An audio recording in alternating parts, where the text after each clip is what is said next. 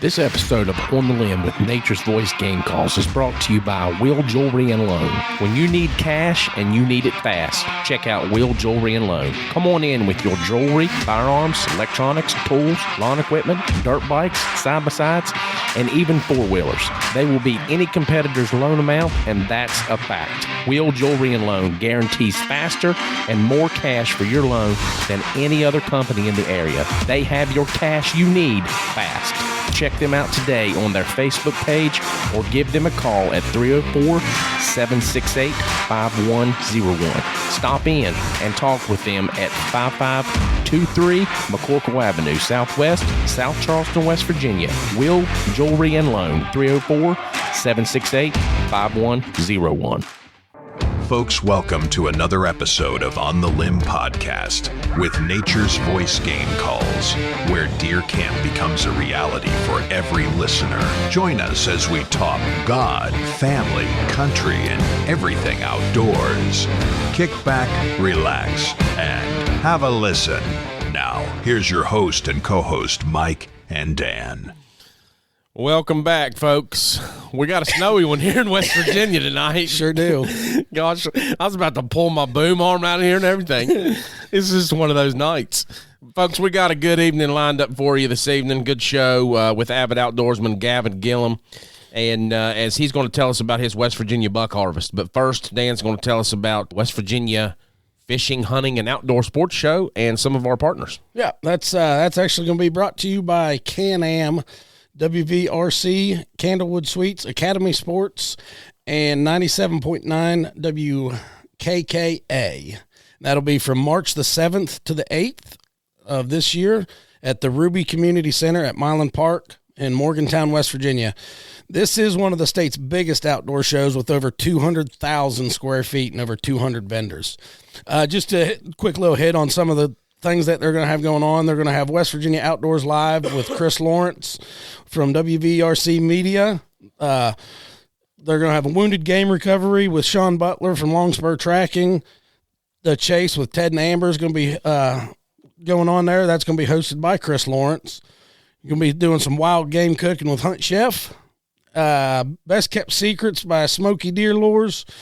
And a DIY hunt planning with Justin Ost from On Point Adventure Foods. Guys, don't forget to check out troutroutes.com and use promo code NATURE26, and you can get a 3-month membership for free. Trout Routes is one of our great ad partners where you can find new waters, new places to fish, new access points, fly shops or bait shops around the area you're fishing. It's available on both Android and Apple stores. You can also go and use that on any of the Onyx platforms and get a 3-month subscription there. Be sure to head over to our Spotify, Apple Podcast, Amazon Music, YouTube, or wherever you get your podcast for our past and present episodes. You're still dealing with a little cold there, aren't you, bud? I am. I got Grandpa's cough syrup right now. Yeah. Not really cold. I just been congested real bad. Yeah, cough and stuff. Yeah. It's going around. I mean, you got all this ice and stuff. We got more snow coming in this evening. So. Yeah. Well, speaking of cold, I just seen a thing on the news there a little while ago today. We was 200 straight hours below freezing. Wow. It just ended Monday. I did see that. It was the first time since 2010 that's happened. So that's kind of interesting. Well, we had one typo tonight in the talking points. So that's WKKW, 97.9 WKKW. I was wondering. Yeah. That was a typo on my part. Because I've never seen a radio station end with an A. A's close to the W on the keyboard. Fat fingered it. Yeah, fat fingered it. Typing's hard. Typing is hard sometimes. All right, guys. So without further ado, please welcome with me avid outdoorsman Gavin Gilliam. Gavin, how you doing, buddy? I'm doing good. How are y'all? Oh, we're great, man. Appreciate it. Of course. Glad to be here. You got a good bit of snow in your area? Oh, of course. We had some snow this morning, actually. It come through about an hour and a half. What part of West Virginia are you coming to us from? Boone County. Boone County. I hear you. Okay, see, we're still getting the snow. It's coming down pretty good. They said 1 to 2 inches, but I think it's going to be. I think we've already got 1 to 2. I would for think sure. So. I mean, dang. Yeah, it's on the road pretty heavy. So, Gavin, it was nice seeing you there at the West Virginia Hunting and Fishing Show a couple weekends ago. Yeah, it was great seeing y'all there, too. Did you have a good time while you was there? I did. I actually won a bow in a raffle. Did you really? That's awesome. Nice. Where was that? Real deal? Yeah, it was actually hunt season. Oh, nice. Oh, okay. All right. Man, can't beat that. Go to the show and win stuff. I mean, No. they got them all the time. People win stuff, but ain't really got to talk to nobody that's ever won anything like that. I know 3 people that won at that show this year. Milam's boys both won stuff. Oh, yeah. Yeah. I seen them on there. Yeah, that was pretty cool. The bow actually came fully loaded, and they got warhead arrows with it. I actually got to have them cut. Oh, You should have had him cut there at the show. He'd have done it for you. I left the show Saturday, and they didn't do the drawing until Sunday night because they closed. Yeah. Yep. I got you. So, what kind of setting, what region of West Virginia was this buck killed that you're going to be speaking on tonight? Was that killed down where you're at, down in Boone County, or was this one of them bow-only counties? Bow only. Okay. Logan County. Logan County. Nice. Logan County. Yeah, there's some studs down there for sure. Yep. So you're an avid bow hunter. Yeah, I'll bow hunt. Bow hunting's my passion, but I mean, like, first couple of days of rifle season, I'll hunt with family and friends, but after that, I'm strictly bow. Okay. Nice. I hear you. I don't blame you there. So, obviously, Logan County, that terrain down there is a little bit steep, a little bit pretty dense area for hunting in, right? Oh, you ain't lying. Now, was this Down. Yeah, oh yeah. Now, was this public land or was you on private? I was on private. Awesome. Oh, that's good. That's Nice. good. It's nice to be able to have private land still, because Yeah. I know Logan County has become a lot of leased land down there for sure. I know several people that have leases in Logan. It's so hard to find land like that because everything's being leased up. Right. Yeah, that's what I was going to say. It's few and far between to have, private land that you can hunt on and get permission to anymore without it being leased. Yep.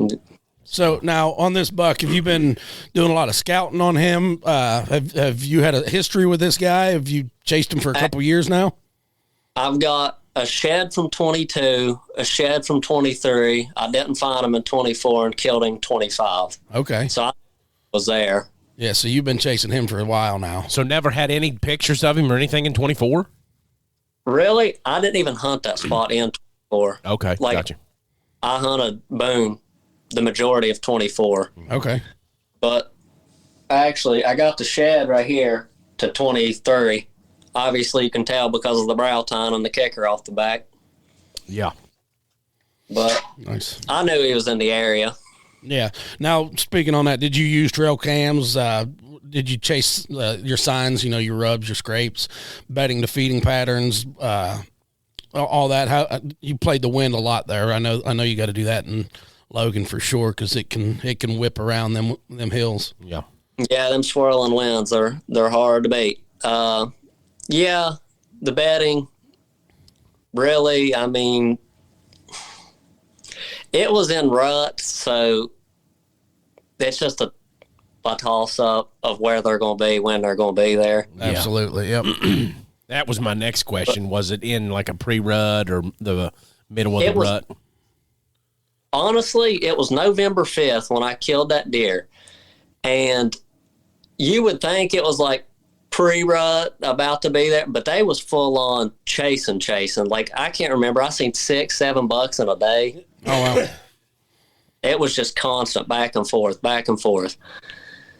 Right. Yeah. Now, I've been talking to Caleb about doing a post-rut segment. You know how we do the Whitetail Weeklies. Sure. Kind of do an extension of that here in the next couple weeks about a post-rut, because, I mean, I've been seeing deer like crazy, still chasing. Yeah, And I don't know if they're chasing or they're not chasing they're to get no tail. They're all bred out for the most part. Yeah, but normally you see them break loose and they go back into their groups of the bachelors, and To a point, they're not hanging out with does. So it's kind of weird, Yeah. I mean, maybe the EHD kind of messed things up during the rut here. It could have. And it's went a little later. I mean, I don't know. No, it could have for sure. What do you think on that, Gavin? Honestly, the EHD really didn't hit down here as hard as it did, on the Ohio line, Virginia. But I mean, I've not found any deadheads or anything yet. Sure. Or, Yeah. smell. I don't know. But as far as the deer chasing, I think like Dan said, I think the does are bred out. But like you said, you should start seeing them back with their bachelor group. So I mean, I've seen late chases into December, but I've never seen rutting activities in January or later. I hadn't either, and that's why when I was on the phone with you the other day, that surprised me. I thought it was going to be all does. The doe come across first. Well, here come a 6-point and 2 spikes behind him. And they were all following that doe. Maybe, one doe. They was just chasing her. Get the hell out of my territory. This is man time. Yeah. We can't have women interrupted. So now with this buck you're talking about, we'll get into the full story here in a minute, but was he just the only one you was after, or did you have a few other hit list bucks, or was you chasing any other ones and just got luckier with him? Well, I'm going to be completely honest. I didn't run a camera there, nothing. I just went old school. I was like, if I like it, I'm going to take it. Yeah. That's just how I played it this year. That's awesome, man. Hey, sometimes that's the best way to do it. Yeah, so do you think that the cold front, barometric pressure, shift, moon, or any of those phases played a role in the movement of this buck in that area? Well, the day that I killed it, it was almost 70, so I don't think it was cold. That definitely didn't. That didn't do nothing. Didn't have a cold front there. No. I could probably sit there in T-shirt and shorts, to be honest. Yeah. All right. The weather there, during deer season was kind of wild. I mean, it was up and down. It was. We talked about that plenty of times. Yeah, this year's weather's been crazy, and then now it's blue blazing cold. Yeah. So. Yeah, and it's supposed to be like 61 next week. Yeah, I seen that. 58, I think is what I seen, yeah. Yeah. Crazy. I'll be in the 80s, so I ain't worried about it. Yeah. I'm ready for start melting for sure. What's that? But I'm ready for that stove to start melting. So oh, yeah, I'm done with it. I'm over it. Yep. All right, Gavin, we're going to take a break real quick. Hear a word from our sponsor. We'll be back and talk about some gear that you used. Sounds good. Hello, Hunt Chef Nation. Turn any cooking experience into an extremely wild one with Hunt Chef's delicious dozen seasonings, jerky, snack sticks, and brine kits. All 12 seasonings are packed full of wild flavor. Perfect on pork, beef, chicken, lamb, vegetables, soups, venison, elk, or any wild game. Order today at huntchef.com or call the Hunt Chef headquarters at 724-780-3377. Order today at huntchef.com or call 724-780-3377.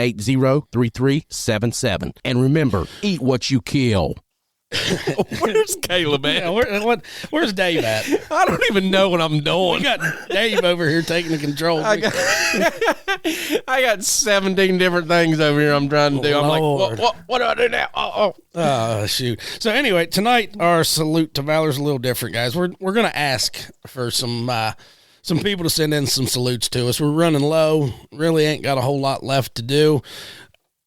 Me being as a vet, I understand we don't feel like we deserve the salute. We don't feel like we deserve the recognition. We did this on our own accord. It's not like we was drafted. We chose to do this, whatever.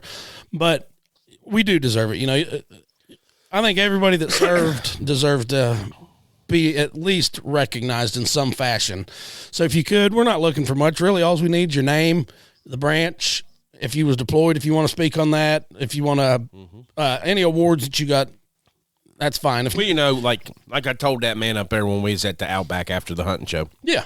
I said, he's like, nah, he's like, I don't really need to do that. I don't need that recognition. Right. And I said, I know you don't want that recognition. You didn't do it to get recognized, right? But I see it as a civil duty of mine to recognize you for standing up and fighting for our freedoms. Sure. Yeah, it's because of you that we can do what we're doing right now. Right.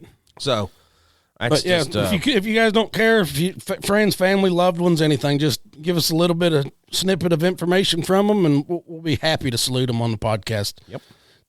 Guys, also don't forget to use podcast 10 at checkout with outdoor-pro-shop.com for 10% off your order at checkout. So now let's talk about this hunt itself there, Gavin. So give us a little bit of the story, some of your, what was your distance? Was you elevated in a tree stand on the ground in a blind? Your shot placement, how long did it take to find it? Was it a quick, clean kill and recovery? Well, it started November 4th. That's the first deer I seen. Okay. It chased a doe in, and he was actually the first buck I seen. I was in a 18-foot ladder stand, and he come in there, and obviously I didn't have glasses at the time, so I couldn't I knew he had long tines, but I couldn't see the brow tines or nothing. I let him go that morning. He was back there that evening. And then November 5th, I told Dad, I said, if he comes back, I'm going to take him. He comes in there. There's 2 bucks in there sparring. He comes out, runs both of them out, and I picked the bow up when I seen him coming through that thicket. I picked it up and turned, and he faced me for probably 5 minutes, and I was sitting there, and he finally turned broadside, and when I drew the bow, I sit there, held it on him, double lung. He ran back through that thicket, and I heard his last breath go out of him, so I knew he didn't go far. Oh, that's awesome. I love it when that happens. Yeah. Maybe yards at most. Didn't go 20. Went 70. 70. 70. Didn't go 100 there. Yeah. Didn't go 100. 70 yards, though. That's still a pretty good bit of ways. For a double lung. For a double lung shot, yeah. But them things are resilient. Thicket, I guess the adrenaline from Rudd, I don't know. Right. I mean, it blew through him. I mean, it was past their shot. Nice. But I went and got Dad, and we went out there and, gutted it, got it to the truck. One of my good friends was there with us, got to spend a memory with him. Awesome. Yeah, you can't beat that stuff right there. That's what it's about. Yep. The memories mean the most to me. Yep. Oh, yeah, definitely. Now, what equipment was you using there? What was your old bow, since now you got a new one to play with? Yeah. I was actually using a Matthews V3. Okay. I've killed quite a few deer with it, but I was shooting wreck broadheads. I met them at the ATA show, and I'm shooting the fixed blades. They've got mechanical too. They've got 2-inch cut. And I remember them when we was out there. What was it called? The Wreck Broadhead Company. I remember seeing them. They piqued my interest, but I never really did look any more into them. How you spell that? I've shot them for a few years now, and they don't disappoint. They really don't. Okay. Great people own it too. Steve and Matt, they're real great guys. Oh, okay. R-E-K. Yeah, R-E-K. Wreck broadheads. Yeah. Nice. Okay. Yeah, nice. I'll list them in the talking points there, so we can. Is my mic cutting out again? Mm-mm. Or was it just? No, it was off to the kilter side. Off kilter. Off kilter there a little bit. Yeah. So yeah. Like Dan was talking, so let's get into a little bit of the hunt itself. Like you were talking, distance, angle, shot placement, tracking, quick recovery. We already talked about that. So, you just hit one that was above that. No. Broadheads and gear. Where's that at? Anyways. I talked about the hunt. Yeah. No, habitat. Like, that's where you're at. Food sources. Was there a lot of mast in your area? Is it close to water holes? Mass. And there's also water source there and bedding. So, I mean, they really didn't have to go nowhere until rut. Then they started chasing. And, like, who knows where they're going to be at that point. That's what we've seen a lot this year with deer. I didn't see a buck in the woods. I seen all doe. I seen 2. Yeah. That's all I seen this year. I seen them while I was driving, but didn't see none in the woods. Yeah, it wasn't a very good year for me. Early season was tough this year with as much mass as we had. The deer didn't have to really move to go anywhere. Mm-mm. I mean, they point and lay down and eat, and that's all they had to do. That's for sure. They didn't. Oh, I guess I see what you're talking about. Okay. Huh? What was you saying? I was reading something. Oh. So what kind of safety and preparation did you use? You use a harness for while you're in a tree stand, or you rebel it and you still young enough not to worry about the safety gear aspect?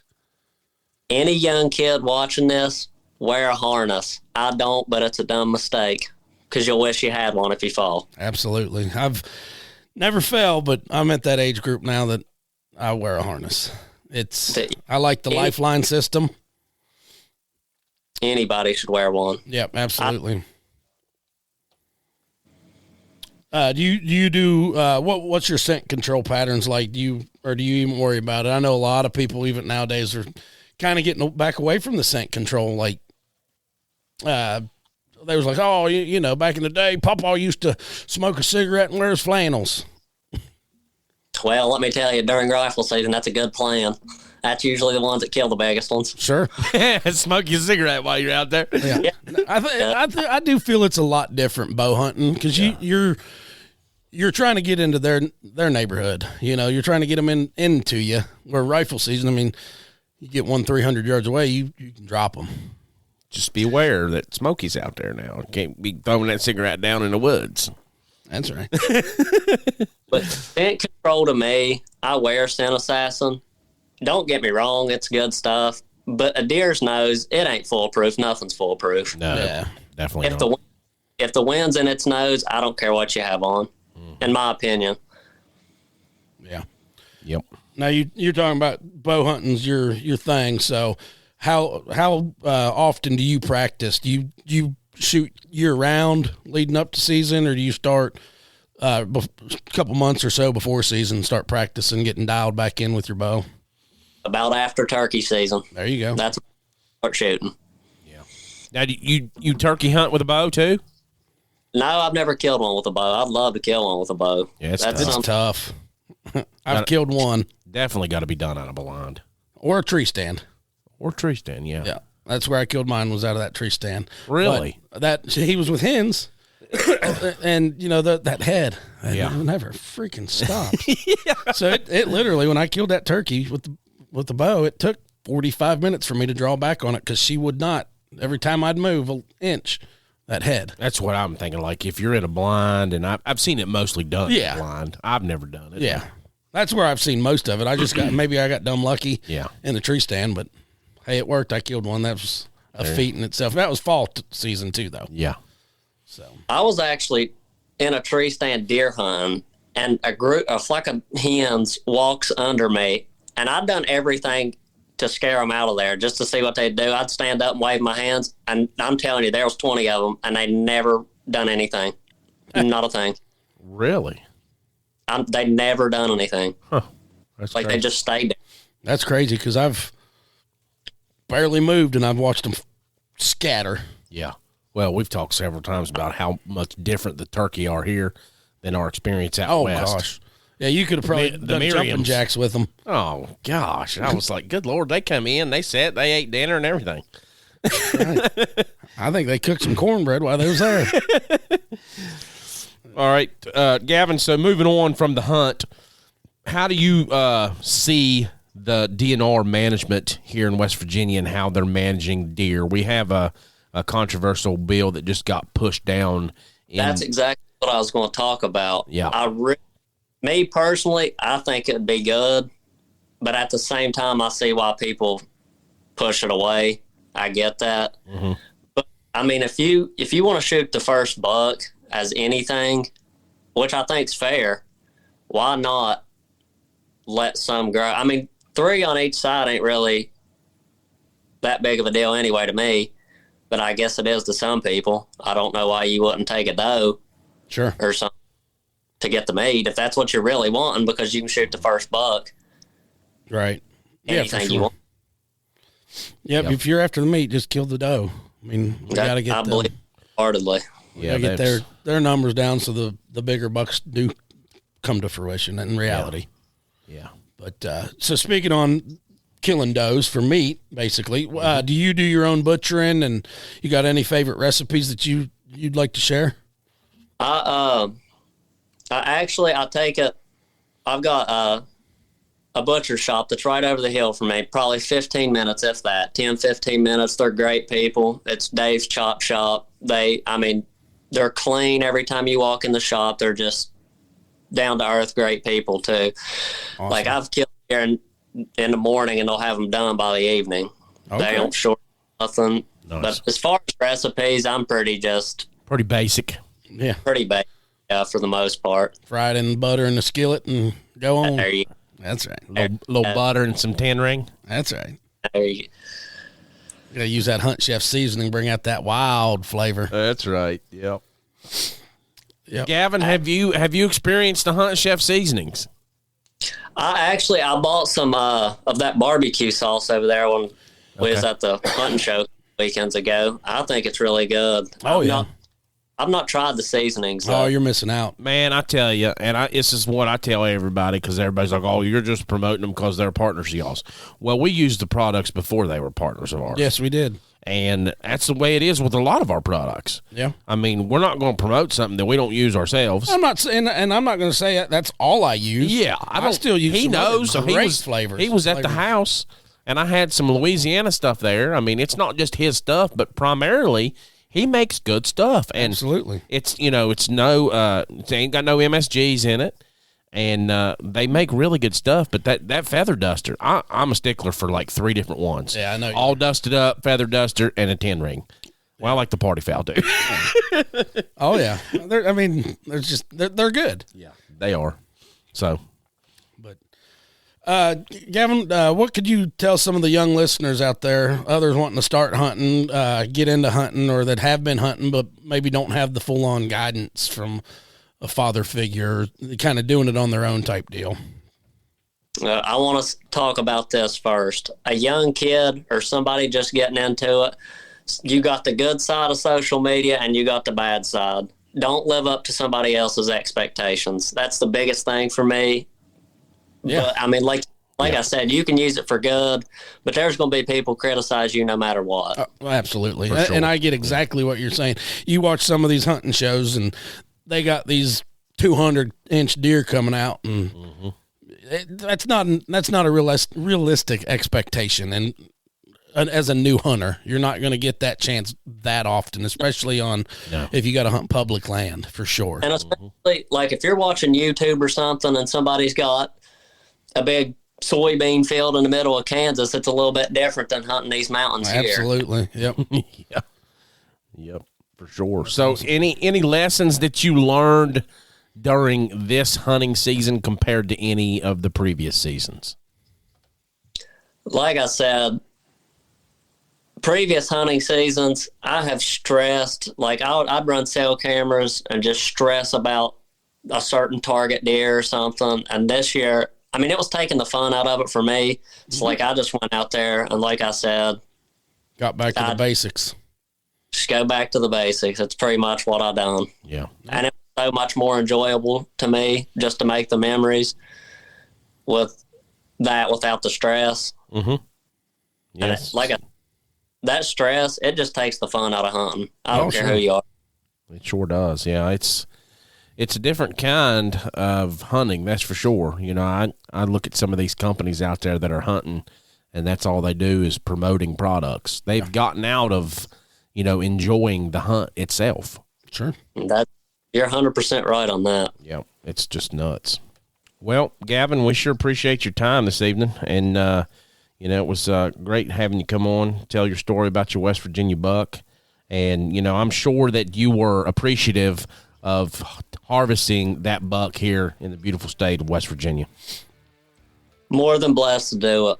More than blessed to be able to do it, I should say. But I appreciate y'all having me on. It was great talking with y'all. Yeah, always. We enjoy you every time you come up to the shows and stop by our booth and talk to us there in person, too. It's always great to see you and your dad. Yep, sure is. We met you guys out there at the ATA because your dad was getting a tattoo at the time, and I came over there and I was like, well, my God, they're from West Virginia. And you got one, too, yeah. We all three got the same thing. Yeah. There you go. Yeah. I think you got yours after your dad, didn't you? I think I got mine before Dad. Oh, did you do it? Okay. I think me and him got ours the same time, basically. Oh, okay. Yeah. I hear you. Yeah. Guys, don't forget to check out naturesvoicegamecalls.com and use podcast 15 at checkout for 15% off your entire order. And don't forget, check out aquacase.net. They're one of our newest sponsored partners there. So you can use promo code podcast15 at checkout for 15% off your entire order. They are your waterproof bag and case experts. Yeah, guys, be sure and check us out on Spotify, Apple Podcast, Amazon Music, or wherever you get your podcast. Gavin, again, we sure appreciate your time, and thank you, buddy. I appreciate you. Thank y'all. Yep, have a good one. All right, guys. Well, we sure appreciate you watching the live this evening, and listening in from wherever you are. We're almost in 4 years now, Dan. I know it. Over 1,300 U.S. cities, 60 countries. I found it funny. You sent those out today. Yeah. I found it hysterical that Singapore is our third largest listenership. I know. That's awesome. Is that not funny? That is funny. That's hysterical. And it's not just that they get on there just to, view it, because there's too many of them. Oh, yeah, there's a ton of them. You know, there's a bunch of Singapore. people watching because they want to watch and learn about what we're doing over here hunting, I guess. Yeah. I mean, I don't know what kind. I'm sure they got hunting. It's just crazy. Dogs or something, I'm sure, over there. Maybe. I don't know. I'm going to have to look up Singapore, see what kind of hunting we can do over there. yeah, you never know. Yeah. All right, guys. Well, don't forget to check out the West Virginia Fishing, Hunting, and Outdoor Sports Show March 7th and 8th at the Ruby Community Center at Milan Park. We will be there, and Hunt Chef, I believe, will be there, and a bunch of other vendors. There's over 200 and some vendors there. Yep. 200 and some thousand square feet of space that these vendors are going to be in. It's brought to you. Let me go back here real quick because I don't remember all them sponsors. Oh, it was Can-Am. I know Can-Am was one of them for sure. What'd you have? Can-Am? Yeah, you got Can-Am, West Virginia Radio Corporation, Candlewood Suites, Yep. Academy Sports, and 97.9 WKKW. A W, not A. Yep, the W. That's right. We might have to take 2 trailers this trip, Mike. Since Can-Am's sponsoring them, I might come home. We might come back with one. I almost went home with one at the hunting show. Yeah. If it Boy, was- they make some nice ones, don't they? Yeah, that they do. All right. Thanks, guys. Appreciate you listening. Have a good night. This episode of On the Limb with Nature's Voice Game Calls is brought to you by Backwater Truck Supply, located at 100 Armor Creek Road in Nitro, West Virginia, right across from the Town and Country Supply. Contact them today at 304-610-8699 or check them out at BackwaterTruckSupplyWestVirginia.com. Backwater Truck Supply specializes in accessorying your ride to your liking, new or old.